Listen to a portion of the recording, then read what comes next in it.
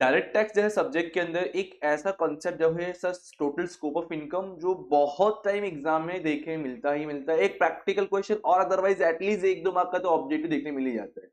तो इसलिए आज हम एक पूरा क्वेश्चन डायरेक्ट टैक्स के अंदर टोटल स्कोप ऑफ इनकम देखेंगे, जो सेमेस्टर 5 के एग्जाम में पूछने वाला है सर आपका। देखिए, पहले की समझिए कि जो इनकम है वो हम दो कैटेगरी में डिवाइड करते हैं। एक है हमारा इंडियन इनकम और एक हमारा फॉरेन इनकम। हमने रेसिडेंशियल स्टेटस से पढ़ा है सर क्या, एक रेसिडेंट एंड ऑर्डिनरी रेसिडेंट, एक सिर्फ रेसिडेंट होता है और एक एनआरआई होता है आपका। तो कौन से इनकम के सिचुएशन में कौन सा टैक्सेबल होगा हमें वो सीखना है। आज मैं आपको यहाँ बेसिक कॉन्सेप्ट भी बताऊंगा और हो सका तो एक से दो क्वेश्चन भी एक्सप्लेन करके बताऊंगा, कैसे सॉल्व करना होता है, कैसे लिखना होता है, कैसे समझेंगे कि कौन सा टैक्सेबल है कौन सा टैक्सेबल नहीं है। क्योंकि डैम श्योर इसके ऊपर ऑब्जेक्टिव तो फिक्स है और एक प्रैक्टिकल क्वेश्चन भी पूछने की मैक्सिमम पॉसिबिलिटी होता है। तो इस वीडियो को स्टार्ट टू एंड तक देखना और जितना हो सके उतने अपने टीवाई बीकॉम फ्रेंड के साथ शेयर करें। इतना ही नहीं, ये टॉपिक आपके सीए, सीएमए, सीए जैसे प्रोफेशनल कोर्सेज के अंदर भी देखने मिल जाता है। तो अगर आप प्रोफेशनल कोर्सेज भी सर्च करो रिगार्डिंग सीए में इंफॉर्मेशन चाहते हो, तो हमारा सेपरेट यूट्यूब चैनल है सुनील पांडा एकेडमी, जो सेपरेटली स्पेसिफिकली सीए में रिगार्डिंग ही इंफॉर्मेशन देता है। और अदरवाइज कुछ जानना हो तो डिस्क्रिप्शन बॉक्स में मेरा सिंपल सा कॉन्टैक्ट नंबर है यार, 8286987552, मुझसे कॉन्टैक्ट कर सकते हो। चलिए फिर स्टार्ट करते हैं हमारा स्कोप ऑफ इनकम का कॉन्सेप्ट। एक चीज ध्यान रखिए, अगर इंडियन इनकम है सर, पहले तो क्लासीफाई कैसे करेंगे, आइडेंटिफाई कैसे कि वो इंडियन इनकम है कि फॉरेन इनकम है, तो उसके बारे में मैं नेक्स्ट स्लाइड बताऊंगा। बट पहले समझ लो कि हमें समझ चुका है कि सर ये वो इंडियन इनकम है, हमने क्लासीफाई कर लिया, हमने आइडेंटिफाई कर लिया कि this income is a Indian income. That mean वो आपको जो है टैक्सेबल तीनों जगह पे हो जाएगा, टैक्सेबल तीनों जगह पे। सिंपल सा, अगर वो इंडियन इनकम है आइडेंटिफाई हो चुका है तो टैक्सेबल तीनों जगह पे हो जाएगा। अगर वो फॉरेन इनकम है, अगर वो फॉरेन इनकम है तो no doubt resident and ordinary taxable होगा 100%, 100%। लेकिन इसके अंदर टैक्सेबल होगा अगर ये दो कंडीशन में से कोई एक कंडीशन वो फुलफिल कर रहा है तो। मतलब क्या, बिजनेस कंट्रोल फ्रॉम इंडिया, कहीं और बिजनेस से बट कंट्रोल इंडिया से हो रहा है तो टैक्सेबल होगा। और otherwise profession setup in India, अगर कोई सेटअप यहां से किया हुआ है, यहाँ पे सेटअप है, तो ही टैक्सेबल होगा। सिंपल से ध्यान रखना, अगर आइडेंटिफाई कि वो फॉरेन इनकम है तो first taxable, but not ordinary में अंदर देखना है अगर ये दो रहेगा तो ही टैक्सेबल, अदरवाइज टैक्सेबल नहीं होगा। इससे बेस्ट एग्जांपल्स मैं भी बताऊंगा, टेंशन मत। एंड लास्ट वन तो definitely no taxable sir.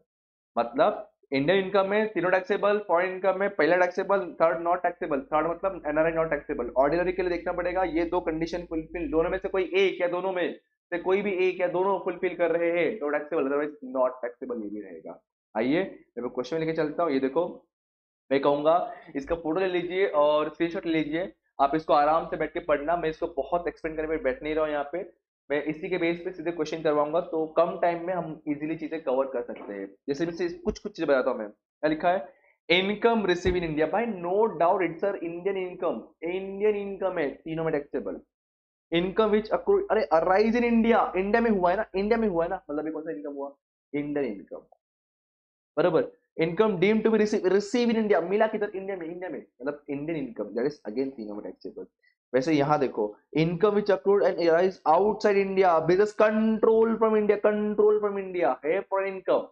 Foreign income में पहला टैक्सेबल हो गया, तो कंट्रोल फ्रॉम इंडिया है मतलब वो दो में से कंडीशन फुलफिल हो रहा है, इसका सेकंड में टैक्सेबल, थर्ड में टैक्सेबल था। हाँ, पहले वाला एक जो दो तीन सिचुएशन है, पहले वाले में दो तीन ऐसा सिचुएशन है जो कहीं भी टैक्सेबल नहीं होता। तीन सिचुएशन है बताऊंगा, देखो यहाँ पे आपको है।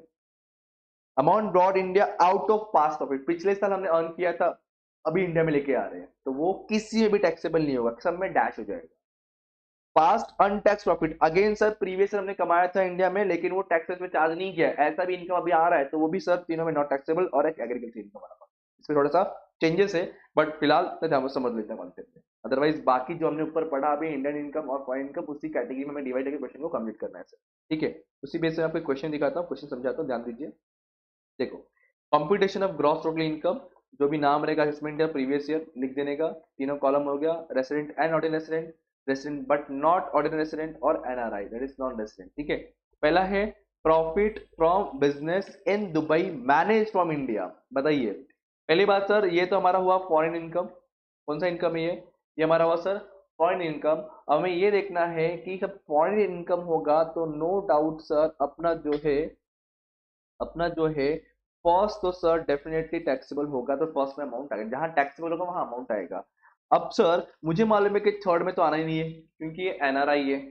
अब क्या सेकंड में आएगा? हाँ सेकंड में आएगा। अगर दो ऑप्शन था, कंट्रोल या आपका राइज, तो यस यहाँ पे था, ये को ये है आपका मैनेज, जो है मैनेज मतलब कंट्रोल का ना, जो इंडिया से हो रहा है, तो यस सेकंड भी टैक्सेबल हो जाएगा। फिर है रॉयल्टी फ्रॉम इंडियन कंपनी, अरे क्लियरली बोल दिया from the Indian company, Indian company मतलब ये इंडियन इनकम है, तो नो डाउट सर तीनों में टैक्सेबल होगा, तो तीनों में आ जाएगा। फिर rent from house in UK receive in Spain, UK का घर रिसीव स्पेन में, इंडिया में कुछ वही नहीं है सर, ये फॉरेन इनकम है, तो थर्ड में तो आएगा ही नहीं, फर्स्ट में आएगा। सेकंड में आता अगर कंट्रोल मैनेज ऐसा कुछ होता तो उसमें कुछ नहीं है वैसा, तो इसमें भी नहीं आएगा सर, मतलब सेकंड थर्ड में नॉट टैक्सेबल हो गया।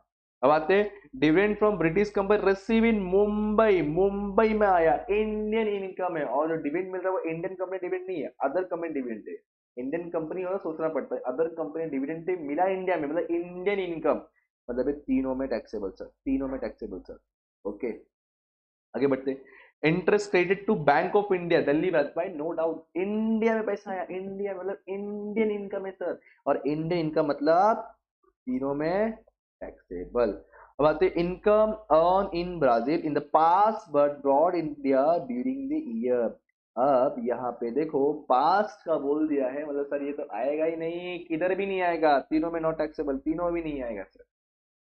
Income earn in New York receive in India, भाई रिसीव इन इंडिया बोल दिया ना, इंडिया में रिसीव हुआ है, ध्यान समझो, इंडिया में रिसीव हुआ है, आपका ये टैक्सेबल हो जाएगा, आपका ये टैक्सेबल हो जाएगा, ठीक है।